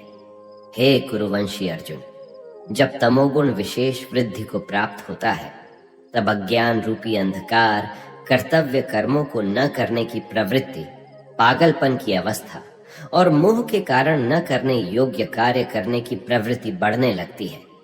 जब कोई मनुष्य सतोगुण की वृद्धि होने पर मृत्यु को प्राप्त होता है, तब वह उत्तम कर्म करने वालों के निर्मल स्वर्ग लोकों को प्राप्त होता है। जब कोई मनुष्य रजोगुण की वृद्धि होने पर मृत्यु को प्राप्त होता है, तब वह सकाम कर्म करने वाले मनुष्यों में जन्म लेता है। और उसी प्रकार तमोगुण की वृद्धि होने पर मृत्यु को प्राप्त मनुष्य पशु पक्षियों आदि निम्न योनियों में जन्म लेता है। सतोगुण में किए गए कर्म का फल सुख और ज्ञान युक्त निर्मल फल कहा गया है। रजोगुण में किए गए कर्म का फल दुख कहा गया है और तमोगुण में किए गए कर्म का फल अज्ञान कहा गया है। सतोगुण से वास्तविक ज्ञान उत्पन्न होता है, रजोगुण से निश्चित रूप से लोभ भी उत्पन्न होता है और तमोगुण से निश्चित रूप से प्रमाद, मोह, अज्ञान ही उत्पन्न होता है। सतोगुण में स्थित जीव स्वर्ग के उच्च लोकों को जाता है, रजोगुण में स्थित जीव मध्य में पृथ्वी लोक में ही रह जाते हैं और तमोगुण में स्थित जीव पशु आदि नीच योनियों में नरक को जाते हैं। गुणातीत पुरुष के लक्षण जब कोई मनुष्य प्रकृति के तीनों गुणों के अतिरिक्त अन्य किसी को करता नहीं देखता है और स्वयं को दृष्टा रूप से देखता है, तब वह प्रकृति के तीनों गुणों से परे स्थित होकर मुझ परमात्मा को जानकर मेरे दिव्य स्वभाव को ही प्राप्त होता है। जब शरीरधारी जीव प्रकृति के इन तीनों गुणों को पार कर जाता है, तब वह जन्म, मृत्यु, बुढ़ापा तथा सभी प्रकार के कष्टों से मुक्त होकर इसी जीवन में परम आनंद स्वरूप अमृत का भोग करता है। अर्जुन ने पूछा, हे प्रभु, प्रकृति के तीनों गुणों को पार किया हुआ मनुष्य किन लक्षणों के द्वारा जाना जाता है और उसका आचरण कैसा होता है, तथा वह मनुष्य प्रकृति के तीनों गुणों को किस प्रकार से पार कर पाता है? श्री भगवान ने कहा, जो मनुष्य सतोगुण, रजोगुण तथा तमोगुण के बढ़ने पर कभी भी उनसे घृणा नहीं करता है तथा समान भाव में स्थित होकर न तो उनमें प्रवृत्त ही होता है और न ही उनसे निवृत्त होने की इच्छा ही करता है, जो उदासीन भाव में स्थित रहकर किसी भी गुण के आने जाने से विचलित नहीं होता है और गुणों को ही कार्य करते हुए जानकर एक ही भाव में स्थिर रहता है, जो सुख और दुख में समान भाव में स्थित रहता है, जो अपने आत्म भाव में स्थित रहता है, जो मिट्टी, पत्थर और स्वर्ण को एक समान समझता है, जिसके लिए न तो कोई प्रिय होता है और न ही कोई अप्रिय होता है, तथा जो निंदा और स्तुति में अपना धीरज नहीं खोता है, जो मान और अपमान को एक समान समझता है, जो मित्र और शत्रु के पक्ष में समान भाव में रहता है तथा जिसमें सभी कर्मों को करते हुए भी कर्तापन का भाव नहीं होता है, ऐसे मनुष्य को प्रकृति के गुणों से अतीत कहा जाता है। जो मनुष्य हर परिस्थिति में बिना विचलित हुए अनन्य भाव से मेरी भक्ति में स्थिर रहता है, वह भक्त प्रकृति के तीनों गुणों को अतिशीघ्र पार करके ब्रह्म पद पर स्थित हो जाता है। उस अविनाशी ब्रह्मा पद का मैं ही अमृत स्वरूप, शाश्वत स्वरूप, धर्म स्वरूप और परम आनंद स्वरूप एकमात्र आश्रय हूं। इस प्रकार उपनिषद, ब्रह्म विद्या तथा योग शास्त्र रूप श्रीमद् भागवत गीता के श्री कृष्ण अर्जुन संवाद में प्राकृतिक गुण विभाग योग नाम का 14वां अध्याय संपूर्ण हुआ। श्रीमद् भागवत गीता अध्याय 15 पुरुषोत्तम योग, संसार रूपी वृक्ष का वर्णन। श्री भगवान ने कहा, हे अर्जुन, इस संसार को अविनाशी वृक्ष कहा गया है, जिसकी जड़ें ऊपर की ओर है और शाखाएं नीचे की ओर, तथा इस वृक्ष के पत्ते वैदिक स्रोत है। जो इस अविनाशी वृक्ष को जानता है वही वेदों का जानकार है। इस संसार रूपी वृक्ष की समस्त योनियां रूपी शाखाएं नीचे और ऊपर सभी ओर फैली हुई है। इस वृक्ष की शाखाएं प्रकृति के तीनों गुणों द्वारा विकसित होती है। इस वृक्ष की इंद्रिय विषय रूपी कोपले है। इस वृक्ष की जड़ों का विस्तार नीचे की ओर भी होता है, जो कि सकाम कर्म रूप से मनुष्यों के लिए फल रूपी बंधन उत्पन्न करती है। इस संसार रूपी वृक्ष के वास्तविक स्वरूप का अनुभव इस जगत में नहीं किया जा सकता है, क्योंकि न तो इसका आदि है और न ही इसका अंत है और न ही इसका कोई आधार ही है। अत्यंत दृढ़ता से स्थित इस वृक्ष को केवल वैराग्य रूपी हथियार के द्वारा ही काटा जा सकता है। वैराग्य रूपी हथियार से काटने के बाद मनुष्य को उस परम पद रूप परमात्मा के मार्ग की खोज करनी चाहिए। जिस मार्ग पर पहुंचा हुआ मनुष्य इस संसार में फिर कभी वापस नहीं लौटता है, फिर मनुष्य को उस परमात्मा के शरणागत हो जाना चाहिए, जिस परमात्मा से इस आदि रहित संसार रूपी वृक्ष की उत्पत्ति और विस्तार होता है। जो मनुष्य मान, प्रतिष्ठा और मोह से मुक्त है तथा जिसने सांसारिक विषयों में लिप्त मनुष्यों की संगति को त्याग दिया है, जो निरंतर परमात्म स्वरूप में स्थित रहता है, जिसकी सांसारिक कामनाएं पूर्ण रूप से समाप्त हो चुकी है और जिसका सुख दुख नाम का भेद समाप्त हो गया है, ऐसा मोह से मुक्त हुआ मनुष्य उस अविनाशी परम पद को प्राप्त करता है। उस परम धाम को न तो सूर्य प्रकाशित करता है, न चंद्रमा प्रकाशित करता है और न ही अग्नि प्रकाशित करती है। जहां पहुंचकर कोई भी मनुष्य इस संसार में वापस नहीं आता है, वही मेरा परम धाम है। जीव और आत्मा का वर्णन। हे अर्जुन, संसार में प्रत्येक शरीर में स्थित जीवात्मा मेरा ही सनातन अंश है, जो कि मन सहित 6 इंद्रियों के द्वारा प्रकृति के अधीन होकर कार्य करता है।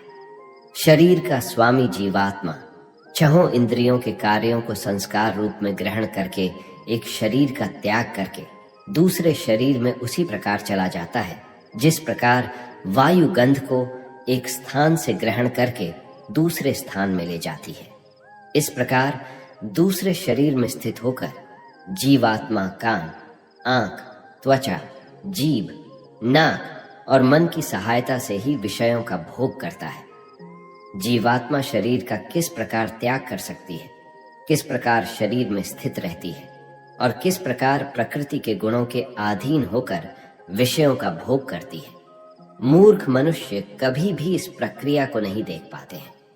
केवल वही मनुष्य देख पाते हैं जिनकी आंखें ज्ञान के प्रकाश से प्रकाशित हो गई हैं। योग के अभ्यास में प्रयत्नशील मनुष्य ही अपने हृदय में स्थित इस आत्मा को देख सकते हैं, किंतु जो मनुष्य योग के अभ्यास में नहीं लगे हैं, ऐसे अज्ञानी प्रयत्न करते रहने पर भी इस आत्मा को नहीं देख पाते हैं। जगत में परमात्मा की स्थिति का वर्णन। हे अर्जुन, जो प्रकाश सूर्य में स्थित है, जिससे समस्त संसार प्रकाशित होता है, जो प्रकाश चंद्रमा में स्थित है और जो प्रकाश अग्नि में स्थित है, उस प्रकाश को तू मुझसे ही उत्पन्न समझ। मैं ही प्रत्येक लोक में प्रवेश करके अपनी शक्ति से सभी प्राणियों को धारण करता हूँ और मैं ही चंद्रमा के रूप से वनस्पतियों में जीवन रस बनकर समस्त प्राणियों का पोषण करता हूँ। मैं ही पाचन अग्नि के रूप में समस्त जीवों के शरीर में स्थित रहता हूँ। मैं ही प्राण वायु और अप्राण वायु को संतुलित रखते हुए 4 प्रकार के चबाने वाले, पीने वाले, चाटने वाले और चूसने वाले अन्नों को पचाता हूँ। मैं ही समस्त जीवों के हृदय में आत्मा रूप में स्थित हूँ। मेरे द्वारा ही जीव को वास्तविक स्वरूप की स्मृति, विस्मृति और ज्ञान होता है। मैं ही समस्त वेदों के द्वारा जानने योग्य हूँ मुझसे ही समस्त वेद उत्पन्न होते हैं और मैं ही समस्त वेदों को जानने वाला हूं। शरीर, आत्मा और परमात्मा का वर्णन। हे अर्जुन, संसार में दो प्रकार के ही जीव होते हैं, एक नाशवान और दूसरे अविनाशी। इनमें समस्त जीवों के शरीर तो नाशवान होते हैं और समस्त जीवों की आत्मा को अविनाशी कहा जाता है, परंतु इन दोनों के अतिरिक्त एक श्रेष्ठ पुरुष है जिसे परमात्मा कहा जाता है। वह अविनाशी भगवान तीनों लोकों में प्रवेश करके सभी प्राणियों का भरण पोषण करता है, क्योंकि मैं ही क्षर और अक्षर दोनों से परे स्थित सर्वोत्तम हूं। इसीलिए संसार में तथा वेदों में पुरुषोत्तम रूप में विख्यात हूं। हे भरतवंशी अर्जुन, जो मनुष्य इस प्रकार मुझको संशय रहित होकर भगवान रूप से जानता है, वह मनुष्य मुझे ही सब कुछ जानकर सभी प्रकार से मेरी ही भक्ति करता है। हे निष्पाप अर्जुन, इस प्रकार ये शास्त्रों का अति गोपनीय रहस्य मेरे द्वारा कहा गया है। हे भरतवंशी, जो मनुष्य इस परम ज्ञान को इसी प्रकार से समझता है, वह बुद्धिमान हो जाता है और उसके सभी प्रयत्न पूर्ण हो जाते हैं। इस प्रकार उपनिषद, ब्रह्म विद्या तथा योग शास्त्र रूप श्रीमद् भागवत गीता के श्री कृष्ण अर्जुन संवाद में पुरुषोत्तम योग नाम का 15वां अध्याय संपूर्ण हुआ।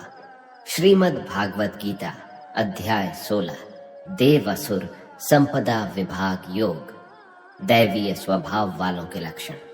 श्री भगवान ने कहा, हे भारतवंशी अर्जुन, परमात्मा पर पूर्ण विश्वास करने का भाव, आत्मशुद्धि का भाव, परमात्मा की प्राप्ति के ज्ञान में दृढ़ स्थिरता का भाव, समर्पण का भाव, इंद्रियों को संयमित रखने का भाव, नियत कर्म करने का भाव, स्वयं को जानने का भाव, परमात्मा प्राप्ति का भाव और सत्य को न छिपाने का भाव, किसी को भी कष्ट नहीं पहुंचाने का भाव, मन और वाणी से एक होने का भाव, गुस्सा रोकने का भाव, मन की चंचलता को रोकने का भाव, किसी की भी निंदा न करने का भाव, समस्त प्राणियों के प्रति करुणा का भाव, लोभ से मुक्त रहने का भाव, इंद्रियों का विषयों के साथ सहयोग होने पर भी उनमें आसक्त न होने का भाव, कोमलता का भाव, गलत कार्य हो जाने पर लज्जा का भाव और असफलता पर विचलित न होने का भाव, ईश्वरीय तेज का होना,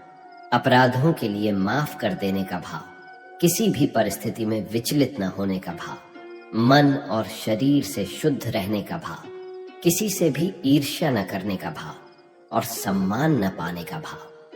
ये सभी तो दैवीय स्वभाव वाले मनुष्य के लक्षण हैं। हे पृथापुत्र, पाखंड, घमंड, अभिमान, क्रोध, निष्ठुरता और अज्ञानता, ये सभी आसुरी स्वभाव वाले मनुष्य के लक्षण हैं। दैवीय गुण मुक्ति का कारण बनते हैं और आसुरी गुण बंधन का कारण माने जाते हैं।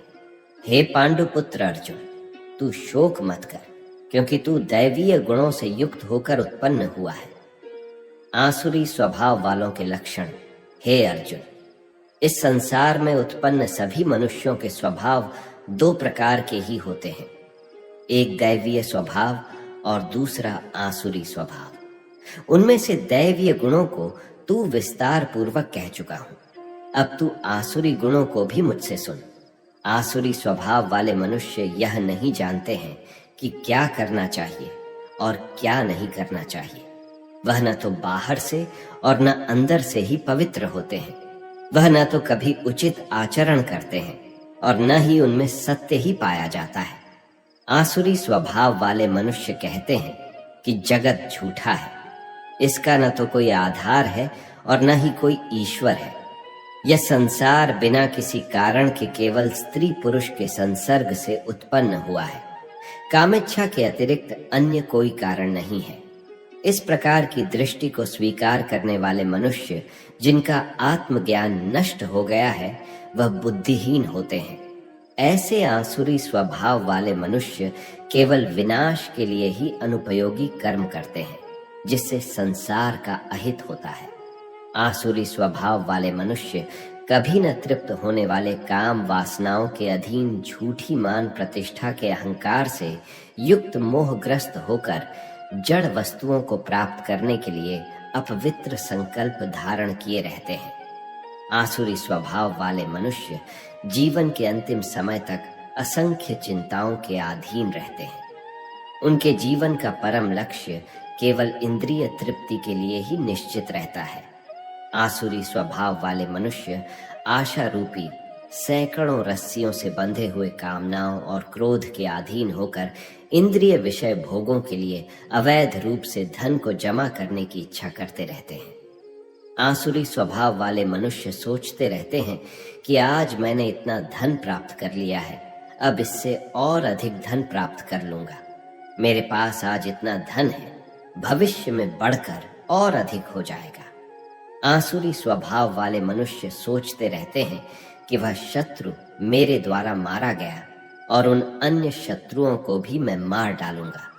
मैं ही भगवान हूँ, मैं ही समस्त ऐश्वर्य को भोगने वाला हूँ, मैं ही सिद्ध हूँ, मैं ही सबसे शक्तिशाली हूँ और मैं ही सबसे सुखी हूँ। आसुरी स्वभाव वाले मनुष्य सोचते रहते हैं कि मैं सबसे धनी हूँ, मेरा संबंध बड़े कुलीन परिवार से है, मेरे समान अन्य कौन है। मैं यज्ञ करूंगा, दान दूंगा और इस प्रकार मैं जीवन का मजा लूंगा। इस प्रकार आसुरी स्वभाव वाले मनुष्य अज्ञानवश मोहग्रस्त होते रहते हैं। अनेक प्रकार की चिंताओं से भ्रमित होकर मोह रूपी जाल से बंधे हुए इंद्रिय विषय भोगों में आसक्त आसुरी स्वभाव वाले मनुष्य महान अपवित्र नरक में गिर जाते हैं। आसुरी स्वभाव वाले स्वयं को ही श्रेष्ठ मानने वाले घमंडी मनुष्य धन और झूठी मान प्रतिष्ठा के मद में लीन होकर केवल नाम मात्र के लिए बिना किसी शास्त्र विधि के घमंड के साथ यज्ञ करते हैं। आसुरी स्वभाव वाले मनुष्य मिथ्या अहंकार, बल, घमंड, कामनाओं और क्रोध के अधीन होकर अपने और दूसरों के शरीर में स्थित मुझ परमात्मा की निंदा करने वाले ईर्ष्यालु होते हैं। आसुरी स्वभाव वाले ईर्ष्यालु, क्रूर कर्मी और मनुष्यों में अधम होते हैं। ऐसे अधम मनुष्यों को मैं संसार रूपी सागर में निरंतर आसुरी योनियों में ही गिराता रहता हूँ। हे कुंती पुत्र, आसुरी योनि को प्राप्त हुए मूर्ख मनुष्य अनेकों जन्मों तक आसुरी योनि को ही प्राप्त होते रहते हैं। ऐसे आसुरी स्वभाव वाले मनुष्य मुझे प्राप्त न होकर अत्यंत निम्न योनि को ही प्राप्त होते हैं। शास्त्र अनुकूल आचरणों के लिए प्रेरणा। हे अर्जुन, जीवात्मा का विनाश करने वाले काम, क्रोध और लोभ, ये 3 प्रकार के द्वार मनुष्य को नरक में ले जाने वाले हैं। इसलिए इन तीनों को त्याग देना चाहिए। हे कुंती पुत्र, जो मनुष्य इन तीनों अज्ञान रूपी नरक के द्वारों से मुक्त हो जाता है, वह मनुष्य अपनी आत्मा के लिए कल्याणकारी कर्म का आचरण करता हुआ परमात्मा को प्राप्त हो जाता है।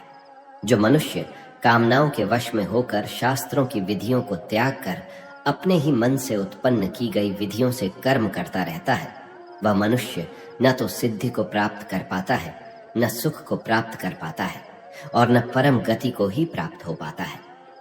हे अर्जुन, मनुष्य को क्या कर्म करना चाहिए और क्या कर्म नहीं करना चाहिए, इसके लिए शास्त्र ही एकमात्र प्रमाण होता है।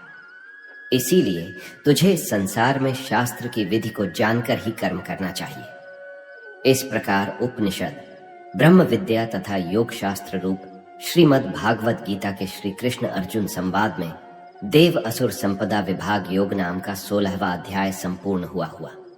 श्रीमद् भागवत गीता अध्याय 17 श्रद्धा त्रय विभाग योग।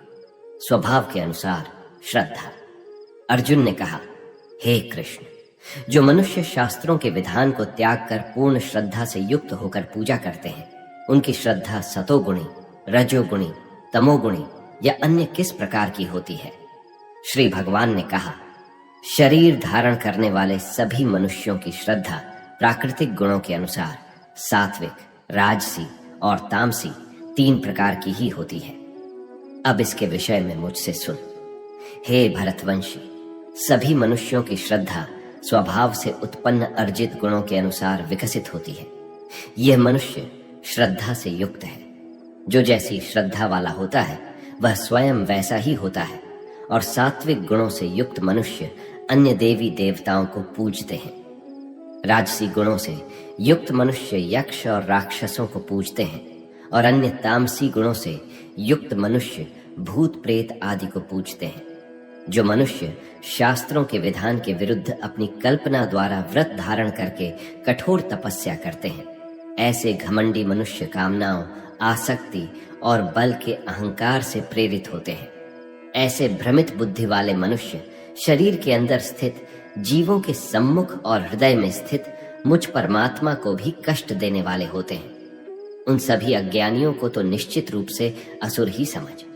स्वभाव के अनुसार आहार, यज्ञ, तप और दान।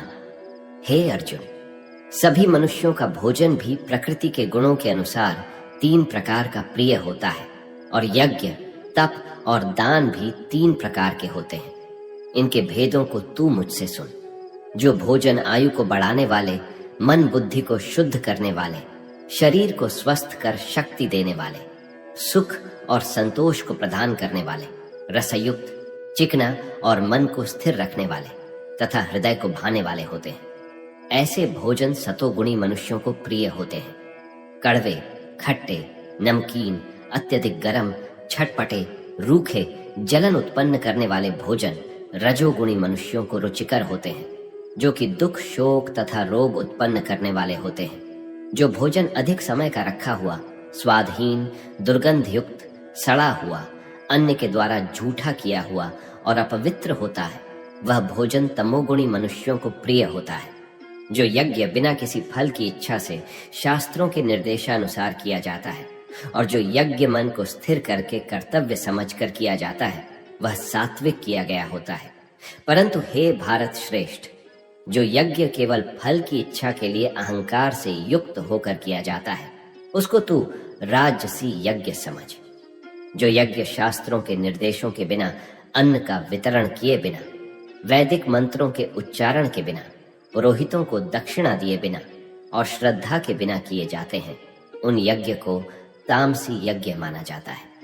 ईश्वर, ब्राह्मण, गुरु, माता पिता के समान पूज्यनीय व्यक्तियों का पूजन करना, आचरण की शुद्धता, मन की शुद्धता, इंद्रियों विषयों के प्रति अनासक्ति और मन, वाणी और शरीर से किसी को भी कष्ट न पहुंचाना, शरीर संबंधी तप कहा जाता है।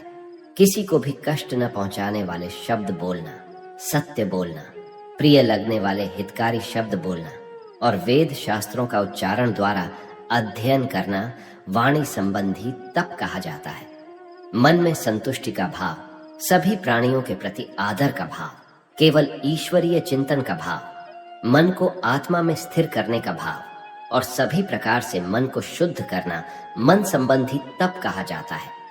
पूर्ण श्रद्धा से युक्त होकर मनुष्यों द्वारा बिना किसी फल की इच्छा से उपर्युक्त 3 प्रकार से जो तप किया जाता है, उसे सात्विक तप कहा जाता है। जो तप आदर पाने की कामना से, सम्मान पाने की इच्छा से और पूजा कराने के लिए स्वयं को निश्चित रूप से कर्ता मानकर किया जाता है, उसे क्षणिक फल देने वाला राजसिक तप कहा जाता है। जो तप मूर्खतावश अपने सुख के लिए दूसरों को कष्ट पहुंचाने की इच्छा से अथवा दूसरों के विनाश की कामना से किया जाता है, उसे तामसी तप कहा जाता है। जो दान कर्तव्य समझकर बिना किसी उपकार के भावना से उचित स्थान में, उचित समय पर और योग्य व्यक्ति को ही दिया जाता है, उसे सात्विक दान कहा जाता है। किंतु जो दान बदले में कुछ पाने की भावना से अथवा किसी प्रकार के फल की कामना से और बिना इच्छा के दिया जाता है, उसे राजसी दान कहा जाता है। जो दान अनुचित स्थान में, अनुचित समय पर अज्ञानता के साथ अपमान करके अयोग्य व्यक्तियों को दिया जाता है, उसे तामसी दान कहा जाता है। ओम तत् शब्द की व्याख्या सृष्टि के आरंभ से ओम अर्थात परम ब्रह्म सात अर्थात वह सात अर्थात शाश्वत, इस प्रकार से ब्रह्म को उच्चारण के रूप में 3 प्रकार का माना जाता है और इन तीनों शब्दों का प्रयोग यज्ञ करते समय ब्राह्मणों द्वारा वैदिक मंत्रों का उच्चारण करके ब्रह्मा को संतुष्ट करने के लिए किया जाता है। इस प्रकार ब्रह्म प्राप्ति की इच्छा वाले मनुष्य शास्त्र विधि के अनुसार यज्ञ, दान और तप रूपी क्रियाओं का आरंभ सदैव ओम शब्द के उच्चारण के साथ ही करते हैं। इस प्रकार मोक्ष की इच्छा वाले मनुष्यों द्वारा बिना किसी फल की इच्छा से अनेकों प्रकार से यज्ञ, दान और तप रूपी क्रियाएं तत्शब्द के उच्चारण द्वारा की जाती है। हे पृथापुत्र अर्जुन, इस प्रकार साधु स्वभाव वाले मनुष्यों द्वारा परमात्मा के लिए सत शब्द का प्रयोग किया जाता है तथा परमात्मा प्राप्ति के लिए जो कर्म किए जाते हैं उनमें भी सत शब्द का प्रयोग किया जाता है। जिस प्रकार यज्ञ से, तप से और दान से जो स्थिति प्राप्त होती है उसे भी सत ही कहा जाता है, और उस परमात्मा की प्रसन्नता के लिए जो भी कर्म किया जाता है वह भी निश्चित रूप से सत ही कहा जाता है। हे पृथापुत्र अर्जुन, बिना श्रद्धा के यज्ञ, दान और तप के रूप में जो कुछ भी संपन्न किया जाता है वह सभी असत कहा जाता है। इसलिए वह न तो इस जन्म में लाभदायक होता है और न ही अगले जन्म में लाभदायक होता है। इस प्रकार उपनिषद, ब्रह्म विद्या तथा योग शास्त्र रूप श्रीमद् भागवत गीता के श्री कृष्ण अर्जुन संवाद में श्रद्धा त्रय विभाग योग नाम का 17वां अध्याय संपूर्ण हुआ। श्रीमद् भागवत गीता अध्याय 18 मोक्ष संन्यास योग। अर्जुन संस्कृत में प्राय प्रयुक्त होने वाले 2 शब्दों संन्यास और त्याग के संबंध में प्रश्न पूछने के साथ संन्यास के विषय पर चर्चा प्रारंभ करता है। हे महाबाहो, हे अंतर्यामिन, केशिनाशक संन्यास और त्याग के तत्व को पृथक पृथक जानना चाहता हूँ। पंडित जन तो मनोकामना के लिए किए धार्मिक कर्मों के त्याग को संन्यास समझते हैं तथा दूसरे विचार कुशल पुरुष सब कर्मों के फल के त्याग को त्याग कहते हैं। कई एक विद्वान ऐसा कहते हैं कि शास्त्र विधि रहित भक्ति कर्म दोषयुक्त हैं, इसीलिए त्यागने के योग्य हैं, और दूसरे विद्वान यह कहते हैं कि यज्ञ, दान और तप रूपी कर्म त्यागने योग्य नहीं है।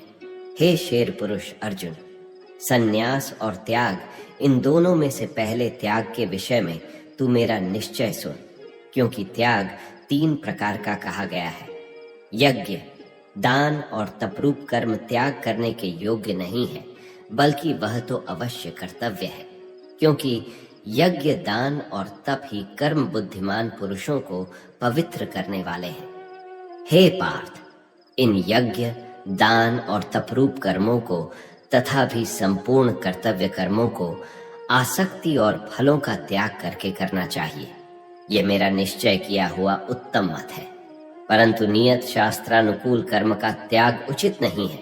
मोह के कारण अज्ञानतावश भाविक होकर उसका त्याग कर देना तामस त्याग कहा गया है। जो कुछ भक्ति साधना का व शरीर निर्वाह के लिए कर्म है, दुख रूप ही है, ऐसा समझकर यदि कोई शारीरिक क्लेश के भय से अर्थात कार्य करने को कष्ट मानकर कर्तव्य कर्मों का त्याग कर दे, तो वह ऐसा राजस त्याग करके त्याग के फल को किसी प्रकार भी नहीं पाता। हे अर्जुन, जो शास्त्रानुकूल कर्म करना कर्तव्य है, इसी भाव से आसक्ति और फल का त्याग करके किया जाता है, वही सात्विक त्याग माना गया है। अकुशल कर्म से तो द्वेष नहीं करता और कुशल कर्म में आसक्त नहीं होता, वह सत्व गुण से युक्त पुरुष संशय रहित बुद्धिमान और सच्चा त्यागी है। क्योंकि शरीरधारी किसी भी मनुष्य के द्वारा संपूर्णता से सब कर्मों का त्याग किया जाना शक्य नहीं है। जो कर्म फल का त्यागी है वही त्यागी है, यह कहा जाता है। कर्म फल का त्याग न करने वाले मनुष्यों के कर्मों का शुभ, अशुभ और मिला हुआ 3 प्रकार का फल मरने के पश्चात होता है, किंतु कर्म फल का त्याग कर देने वाले मनुष्यों के कर्मों का फल किसी काल में भी नहीं होता।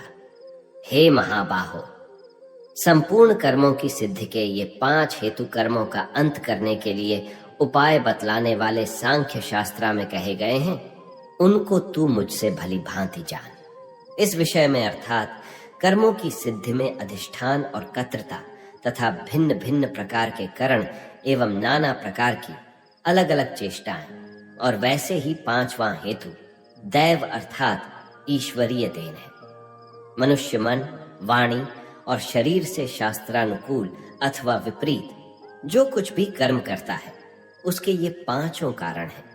परंतु ऐसा होने पर भी जो मनुष्य अशुद्ध बुद्धि होने के कारण उस विषय में यानी कर्मों के होने में केवल जीवात्मा अर्थात जीव को कर्तृता समझता है, वह दुर्बुद्धि वाला अज्ञानी यथार्थ नहीं समझता। जिसे मैं कर्तृता हूं ऐसा भाव नहीं है तथा जिसकी बुद्धि लिपायमान नहीं होती, वह इन सब लोगों को मारकर भी न तो मारता है और न बंधता है। ज्ञाता ज्ञान और जय यह तीन प्रकार की कर्म प्रेरणा है, और कर्तृता करनी तथा क्रिया यह तीन प्रकार का कर्म संग्रह है। गुणों की संख्या करने वाले शास्त्रा में ज्ञान और कर्म तथा कर्तृता गुणों के भेद से तीन तीन प्रकार के ही कहे गए हैं। उनको भी तू मुझसे भली भांति सुन। जिस ज्ञान से मनुष्य पृथक पृथक सब प्राणियों में एक अविनाशी परमात्मा भाव को विभाग रहित संभाव से स्थित देखता है, उस ज्ञान को तो तू सात्विक जान। किंतु जो ज्ञान संपूर्ण प्राणियों में भिन्न भिन्न प्रकार के नाना भावों को अलग अलग जानता है, उस ज्ञान को तू राजस जान। परंतु जो ज्ञान एक कार्य रूप शरीर में ही संपूर्ण के सदृश आसक्त है तथा जो बिना युक्ति वाला, बिना सोचे व बिना कारण के तुच्छ है, वह तामस कहा गया है। जो कर्म शास्त्रानुकूल कर्तृतापन के अभिमान से रहित हो तथा फल न चाहने वाले द्वारा बिना राग द्वेष के किया गया हो, वह सात्विक कहा जाता है। परंतु जो कर्म बहुत परिश्रम से युक्त होता है तथा भोगों को चाहने वाले पुरुष या अहंकार युक्त किया जाता है, वह कर्म राजस कहा गया है। जो कर्म परिणाम हानि, हिंसा और सामर्थ्य को न विचार कर केवल अज्ञान से आरंभ किया जाता है, वह कर्म तामस कहा जाता है। कर्तृता संग्रहित अहंकार के वचन न बोलने वाला धैर्य और उत्साह से युक्त तथा कार्य के सिद्ध होने और न होने में विकारों से रहित सात्विक कहा जाता है। कर्तृता आसक्ति से युक्त कर्मों के फल को चाहने वाला और लोभी है तथा दूसरों को कष्ट देने के स्वभाव वाला अशुद्धाचारी और हर्ष शोक से लिप्त है, वह राजस कहा गया है।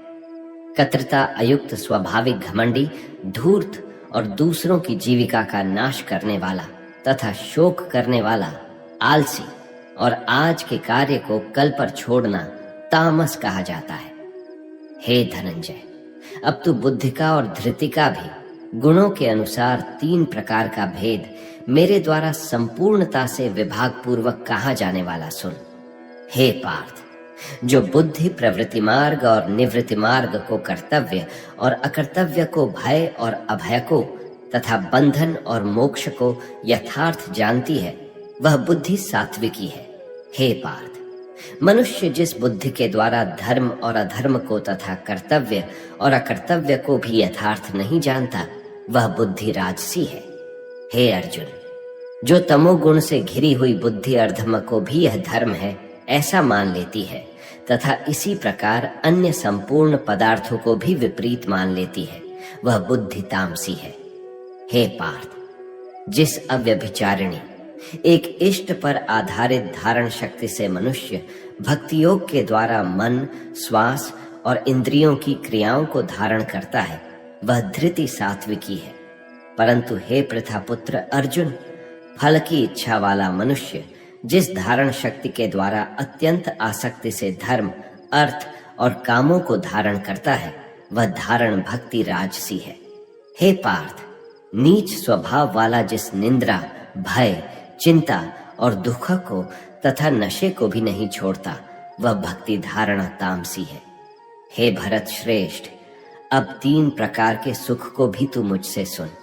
जिस भजन अभ्यास में लीन रहता है और जिससे दुखों के अंत को प्राप्त हो जाता है, जो ऐसा सुख है वह आरंभ काल में यद्यपि विष के तुल्य प्रतीत होता है, परंतु परिणाम में अमृत के तुल्य है। इसलिए वह परमात्म विषयक बुद्धि के प्रसाद से उत्पन्न होने वाला सुख सात्विक कहा गया है। जो सुख विषय और इंद्रियों के संयोग से होता है, वह पहले भोग काल में अमृत के तुल्य प्रतीत होने पर भी परिणाम में विष के तुल्य है, इसलिए वह सुख राजस कहा गया है। जो सुख तथा पहले भोग काल में तथा परिणाम में आत्मा को मोहित करने वाला है, वह निंद्रा, आलस्य और प्रमाद से उत्पन्न सुख तामस कहा गया है। पृथ्वी में या आकाश में अथवा देवताओं में फिर कहीं भी वह ऐसा कोई भी सत्व नहीं है जो प्रकृति से उत्पन्न इन तीनों गुणों से रहित हो। हे परंतप, ब्राह्मण, क्षत्रिय और वैश्यों के तथा शूद्रों के कर्म स्वभाव से उत्पन्न गुणों के द्वारा विभक्त किए गए हैं। छुआछूत रहित तथा सुख दुहक को प्रभु कृपया जानना, इंद्रियों का दमन करना, धार्मिक नियमों के पालन के लिए कष्ट सहना, बाहर भीतर से शुद्ध रहना अर्थात छलकपट रहित रहना, दूसरों के अपराधों को क्षमा करना, मन, इंद्रिय और शरीर को सरल रखना, शास्त्रा विधि अनुसार भक्ति से परमेश्वर तथा उसके सतलोक में श्रद्धा रखना प्रभु भक्ति बहुत आवश्यक है, नहीं तो मानव जीवन व्यर्थ है। यह साधारण ज्ञान तथा पूर्ण परमात्मा कौन है, कैसा है, उसकी प्राप्ति की विधि क्या है, इस प्रकार का ज्ञान और परमात्मा के तत्व ज्ञान को जानना तथा अन्य तीनों वर्णों को शास्त्रा विधि अनुसार साधना समझाना ही ब्रह्म के विषय में कर्तव्य कर्म को जानने वाले ब्राह्मण के कर्म हैं, जो स्वभाव जनित होते हैं, क्योंकि भगवान प्राप्ति के विषय में भक्त के स्वाभाविक कर्म हैं। शूरवीरता, तेज, धैर्य, चतुरता और युद्ध में भी न भागना, दान देना और पूर्ण परमात्मा में रुचि स्वामी भाव, ये सबके सभी क्षत्रिय के स्वाभाविक कर्म हैं। खेती, गौ रक्षा और उदर के लिए परमात्मा प्राप्ति का सौदा करना, ये वैश्य के स्वाभाविक कर्म है, तथा सब वर्णों की सेवा तथा पूर्ण प्रभु की भक्ति करना शूद्र का भी स्वाभाविक कर्म है। अपने अपने स्वाभाविक व्यवहारिक कर्मों तथा सत भक्ति रूपी कर्मों में तत्परता से लगा हुआ मनुष्य परम सिद्ध को प्राप्त हो जाता है। अपने स्वाभाविक कर्म में लगा हुआ मनुष्य जिस प्रकार से परम सिद्ध को प्राप्त होता है, उस विधि को तू सुन। जिस परमेश्वर से संपूर्ण प्राणियों की उत्पत्ति हुई है और जिससे यह माया रूप समस्त जगत व्याप्त है, उस परमेश्वर की अपने स्वाभाविक कर्मों द्वारा अर्थात हठ योग न करके सांसारिक कार्य करता हुआ पूजा करके मनुष्य सिद्ध को प्राप्त हो जाता है।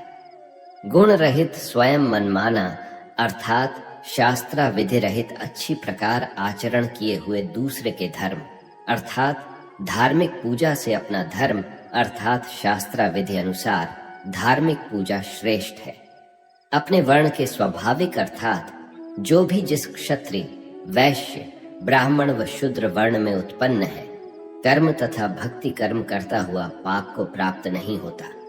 हे कुंती पुत्र, दोष युक्त होने पर भी सहज योग अर्थात वर्णानुसार कार्य करते हुए शास्त्रा विधि अनुसार भक्ति कर्म को नहीं त्यागना चाहिए, क्योंकि धुएं से अग्नि की भांति सभी कर्म दोष से युक्त हैं।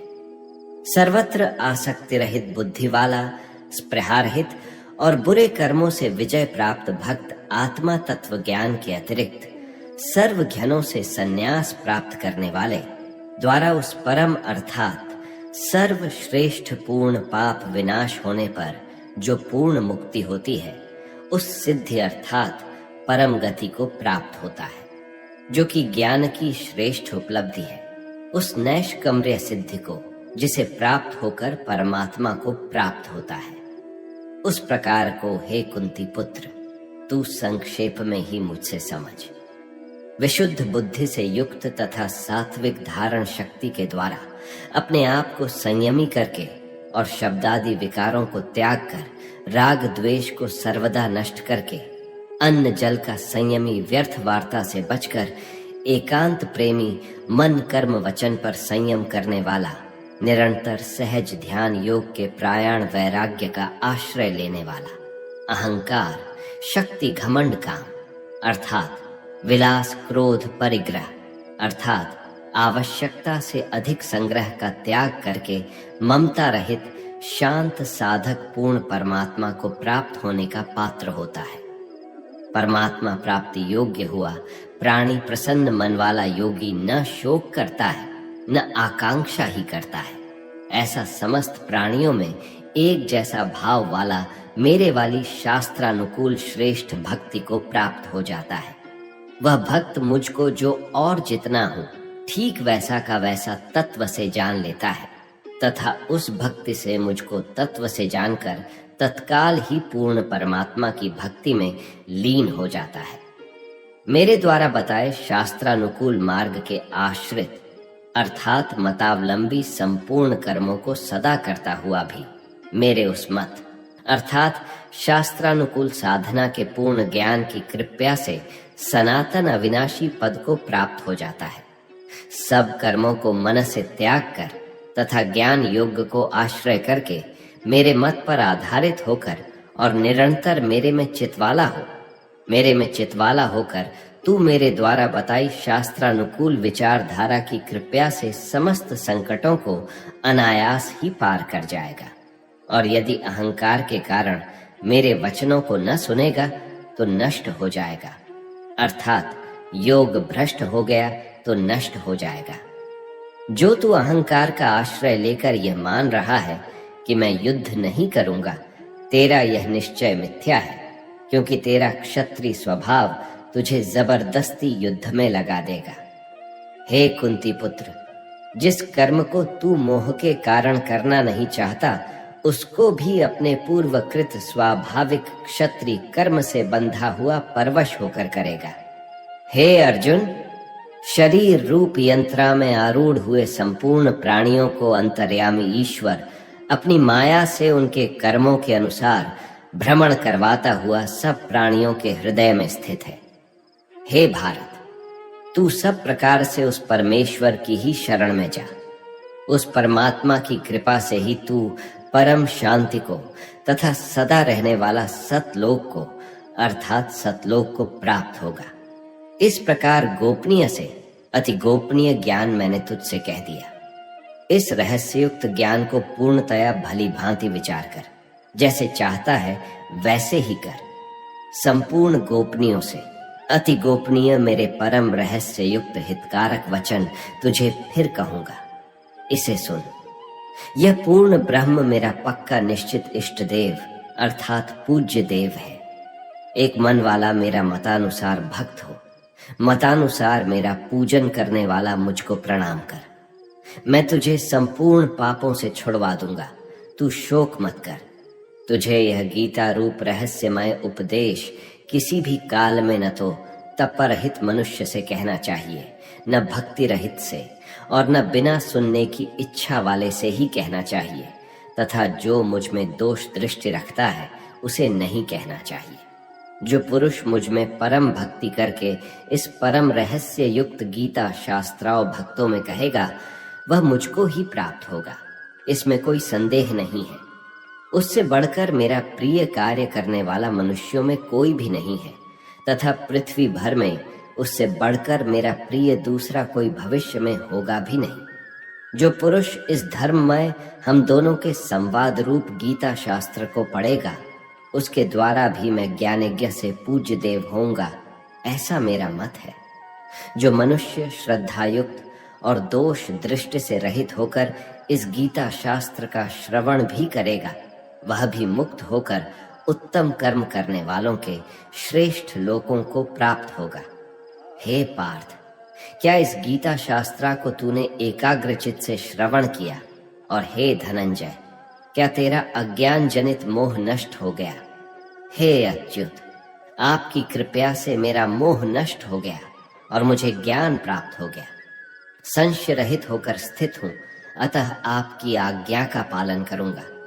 हे राजन, श्री हरि के उस अत्यंत विलक्षण रूप को भी पुनः पुनः स्मरण करके मेरे चित्त में महान आश्चर्य होता है और बार बार हर्षित हो रहा हूँ। जहाँ योगेश्वर भगवान श्री कृष्ण है और जहाँ गांडीव धनुषधारी अर्जुन है, वहीं पर श्री विजय विभूति और अचल नीति है, मेरा मत है। इस प्रकार उपनिषद, ब्रह्म विद्या तथा योग शास्त्र रूप श्रीमद् भागवत गीता के श्री कृष्ण अर्जुन संवाद में मोक्ष संन्यास योग नाम का 18वां अध्याय संपूर्ण हुआ।